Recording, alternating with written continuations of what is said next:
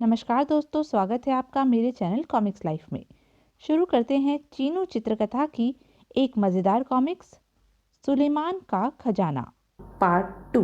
सफ़र सफ़र और सफ़र, जंगल और घना जंगल, काफिला चलता रहा। यह कुचली हुई घास बताती है कि यहाँ से हाथियों का कोई गोल गुजरा है। ऐसी शिकार गांव मैंने पहले कभी नहीं देखी। जी चाहता है हाथियों का शिकार खेलें। अरे, वह गुबार किस चीज का है? और वह हमारी ही तरफ बढ़ता चला आ रहा है। न जाने क्या है। उस गुबार के पीछे से घोड़े के टापों की सी आवाजें आ रही हैं। सावधान, अपनी अपनी राइफलें लोड रखो, होशियार। वह जिराफ हैं। चलो चट्टान के पीछे, वरना वे हमें रौंदते हुए निकल जाएंगे। लेकिन उनका गोल इस तरफ क्यों भागता आ रहा है? मालूम पड़ता है उनका पीछा हाथियों का कोई गोल कर रहा है। धाएं, वह मारा। देखा मेरा निशाना? एक जिराफ ढेर। और बागोन, जिराफों ने आपके डर से अपना रास्ता ही बदल डाला।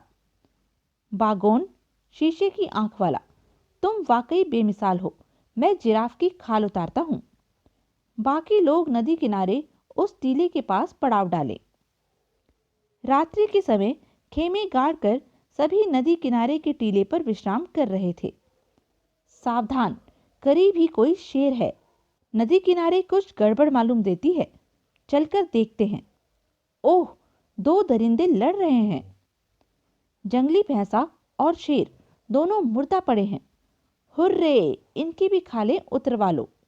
हाथियों का गोल इसी तरफ से गया है हेनरी। होशियार, वह देखो, 3 हाथी सूंड में सूंड मिलाए कुछ बातें कर रहे हैं। अगर उन्होंने हमारी गंध पा ली तो फिर वे अपने और साथियों को भी बुला लेंगे और पाताल तक भी हमारा पीछा नहीं छोड़ेंगे। बीच का मोटा वाला हाथी मेरा शिकार है और दाएं वाला मेरा शिकार। बाएं वाले को मैं देख लूंगा।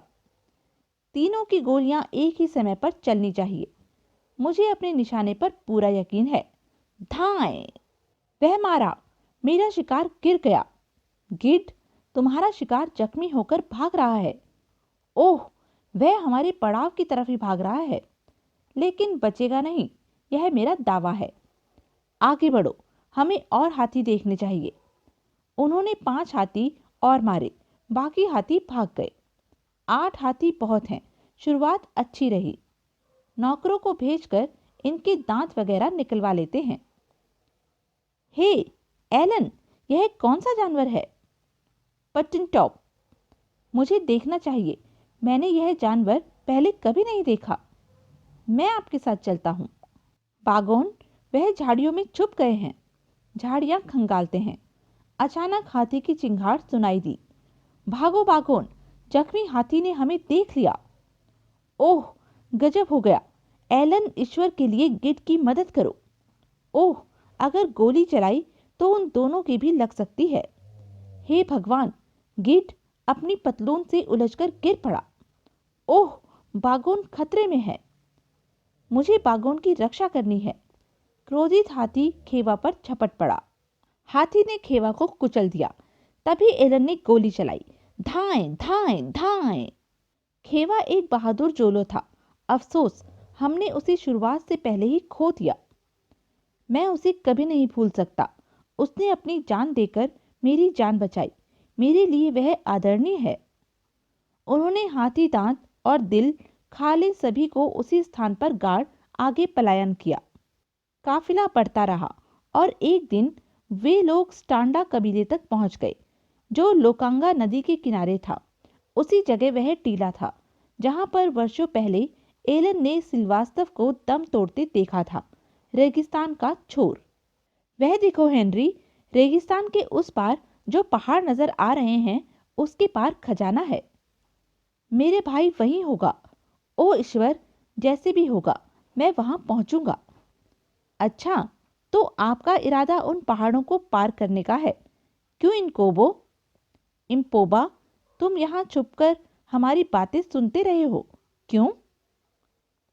जोरो शिकारियों ने मेकोमिजन नाम एलन को दिया था, जिसका मतलब उनकी भाषा में बहादुर शेर होता है। मेकोमिजन, मैं आपकी बातें नहीं सुन रहा था। बल्कि आते सूरज का दृश्य देख रहा था। बकवास, मैं शुरू से देख रहा हूँ। तुम अपने आकाओं की शान में गुस्ताखी कर रहे हो, निम्न स्तर के आदमी। यह आपको कैसे पता चला कि मैं अपने आका से कम हैसियत का आदमी हूँ? क्या मतलब? मेरा संबंध एक शाही खानदान से है मिकोमिजन। बुरे वक्त की वजह से आपका नौकर बना हुआ हूँ, वरना आपकी हैसियत मुझसे कम ही होगी। 1 मिनट एलन, मैं इससे बात करता हूँ, जरा शांत रहो। मुझे यह आदमी बिल्कुल पसंद नहीं हेनरी। तुम्हारा ख्याल ठीक है एम्पोबा, हमारा इरादा इन्हीं पहाड़ों तक जाने का है।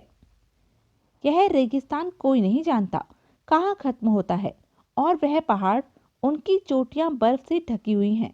उनके पीछे जाने कौन खूंखार लोग बसे हैं। क्या तुम उसके बारे में कुछ जानते हो?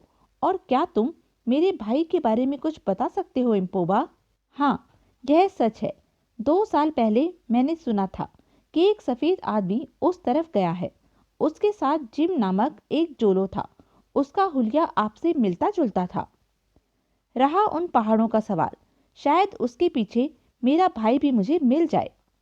लेकिन सबसे भयंकर बात तो यह है कि अगर आपने रेगिस्तान पार करके पहाड़ भी पार कर लिए, तो उसके पीछे आबाद काले जादूगरों की बहादुर कौम से किस तरह से बच पाओगे? अगर तुम लोगों को जिंदगी से जरा भी प्यार है, तो यहीं से वापस लौट जाओ। इंसान के बुलंद हौसलों के सामने पत्थर भी मोम बन जाते हैं। ऐसा कौन सा पहाड़ है जिस पर इंसान चढ़ नहीं सकता? ऐसा कौन सा रेगिस्तान है जिसे इंसान पार नहीं कर सकता? ऐ मेरे गोरे आका, आप सितारों की दुनिया के राज जानते हैं। बताइए, जिंदगी क्या है? आत्मा क्या है? कहाँ से आती है और कहाँ जाती है? मैं जानता हूँ, मेरे इन प्रश्नों का जवाब आपके पास नहीं है। अच्छा, सुनो, मैं बताता हूँ। हम अंधेरे से आए हैं और अंधेरे में ही लौट जाएंगे। जीवन की यही सच्चाई है। तुम अजीबो गरीब हो एम्पोबा। मुझे जो कुछ कहना था कह चुका। आगे आपकी मर्जी है। मालूम पड़ता है एम्पोबा सुलेमान के खजाने के बारे में सब कुछ जानता है, लेकिन हमें बताना नहीं चाहता। समझ में नहीं आता वह कौन है और कहां से आया है। अपना आवश्यक सामान लेकर वे तैयार हो गए। 2 जंगली पहले पड़ाव तक जाने के लिए बड़ी मुश्किल से तैयार हुए। उन्होंने शेष सामान उसी कबीले के एक बूढ़े के हवाले किया और चल पड़े। दोस्तों, हम लोग ऐसी जगह जा रहे हैं जिसके बारे में हम कुछ नहीं जानते। पता नहीं हमारा अंजाम क्या हो, इसलिए चलने से पहले क्यों न हम ईश्वर से अपने पापों की क्षमा मांग लें। वही हमारी जिंदगी का मालिक है। आओ, अब चलें। हमें अपना सफर रात को ही करना होगा, क्योंकि दिन में रेगिस्तान गर्म तवे की तरह तप जाता है। सूरज निकलने वाला है। देखो, वह चट्टान, उस तरफ चलो। इस गार में हम गर्मी से बच सकते हैं। अच्छी तरह आराम करना चाहिए। छक कर पानी पी लो और अपनी बोतलों में भर लो। ध्यान रहे, हमारे यहाँ 3 दुश्मन हैं, भूख, प्यास और गर्मी, और यह तीनों ही बंदूक से नहीं डरते। चलो, गर्मी कुछ कम हो गई है। अगली सुबह तक हमें दूसरा पड़ाव तलाश करना होगा। तारे डूबने लगे हैं, भोर होने वाली है। कोई ठिकाना तलाश करो। यहाँ दूर दूर तक कोई नखलिस्तान नहीं है। मेरी तो टांगे ही जवाब दे गई हैं। कहाँ जाऊं, क्या करूं? अगर दिन यही निकल आया तो? हे ईश्वर, हमारी मदद करो। अगर इसी तरह पड़े रहे तो जल भुनकर कबाब हो जाएंगे। उफ, कितनी गर्मी है। अभी कुल 9 बजे हैं और गर्मी का यह हाल। कुछ करो एलन। एक तरकीब है, क्यों ना हम यहाँ कोई गड्ढा खोद लें और आसपास की झाड़ियाँ काटकर उसके ऊपर डालकर ढांप लें। प्यास, प्यास, पानी, पानी। मैं गर्म देश का आदमी हूँ, मुझ में दमखम है। सब मिलकर गड्ढा खोदते हैं। बेंटा, अब तुम झाड़ियाँ काटकर ऊपर से यह गड्ढा ढक दो और तुम भी जल्दी आ जाओ। अच्छा सरकार। ओह, कितनी गर्मी है। यहाँ भी राहत नहीं, दम घुट रहा है। कम से कम बाहर खुली हवा तो मिल रही थी। अपना अपना खाना और पानी बचाकर चलना। बढ़ चलो। डी सिल्वास के नक्शे के मुताबिक इस रेगिस्तान की आधी दूरी पर कहीं गंदे पानी का तालाब है। हम कितनी दूरी तय कर चुके होंगे? करीब 50 मील। नक्शे के अनुसार रेगिस्तान 150 मील है। आज रात के सफर के बाद हम उस तालाब के निकट होंगे। किसी ने यह भी सोचा है 300 साल पुराने नक्शे में जो तालाब दिखाया गया है वह अब होगा भी या नहीं? और मैं यह सोच रहा हूँ कहीं वह नक्शा ही सही ना हुआ तब? अब हमारे पास एक बूंद भी पानी नहीं है और सुबह हो गई है। बस थोड़ी दूर और, अब हम रेगिस्तान के ठीक बीच में पहुंच गए हैं। हे भगवान, मेरी बोतल सूख गई। पानी! बेंटा, तुम उस टीले पर चढ़कर पानी देख सकते हो? मीको मिजन, अगर पानी हुआ तो मैं उसकी बू सूंघ लूंगा। ओह, यह मक्खियां कमबख्त हर जगह मिलती हैं। अगर हमें पानी न मिला तो ये हमारा खून चूस कर रहेंगी। मीको मिजन, यहाँ आइए। कुछ मिला? इस जंगली मेढ़े को देख रहे हो? यह पानी से दूर नहीं रहता। बेंटा ठीक कहता है, कहीं आसपास पानी है। मीको मिजन, मैं पानी की बू सूंघ रहा हूँ। चलो उधर देखते हैं। कमबख्त पानी की बू सूंघ रहा है, लेकिन पानी है कहाँ? सब यहाँ आ जाओ, पानी मिल गया। पानी, पानी, पानी! गंदे पानी का तालाब, लेकिन हमारे लिए अमृत। वह रहा कोहसबा पहाड़, और देखो चोटियों पर बादल तैर रहे हैं। नक्शा सही है, बढ़ते चलो। आखिर हम पहाड़ी दामन में पहुंच ही गए। हमारे पास खाने का जखीरा भी खत्म हो गया है। शायद पहाड़ों में कुछ मिल जाएगा, पानी की किल्लत भी नहीं होगी।